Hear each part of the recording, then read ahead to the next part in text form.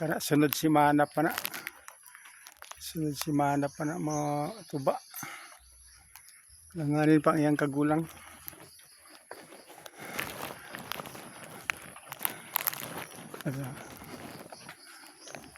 Sunod simana pa. Dako-dako po nga bulig. Ikas. Good morning guys. Ini mga lakatan ni Judge. Sunod simana pa na. Naguwang-guwang nga siya, pero sunod simana pa gano'n siya tuba. Di mo tuba og dabong kay medyo gaan-gaan siya, mas may naguwang kayo.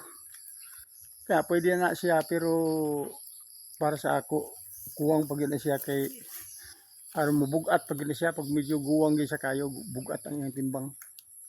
Kana is kabulig maubot man na siya og mga 30 kilos.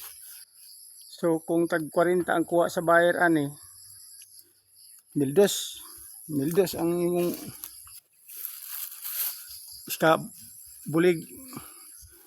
Uban bago pa namuso. Nag-harvest man ko karon kay nag-order man tong buyer og lakatan. Mo nang nag-harvest ko karon. Nawa pa na mga iskabulan pa na. Nag-harvest ko karon guys, morning ni ako karon bisag ulan kayo. Ako mga gi-harvest kanya pamut ako gipantuba. Maguwang naman mas dagko baya ni nga saging dagko dagko kayo. Nilakatan. Kani isa ka bulig maabot siguro nig mga 35 kay mura gamay-gamay mo ni 35. Kani mga 35 po ni 30. Dagko ni siya. Maguwang na gid siya. Guwang. Ni guwang na po ni siya. Kaya nga 30 ra ni kay gamay nga bulig 30 kilos. Kani mga 35. Estimated na ito daan ka na nga 25 ra na gamay. Gani nga 20. Kana mga 35 gini siya kabulig. Muna ako mga gituba karon. Maana lima kapalit og lugawon.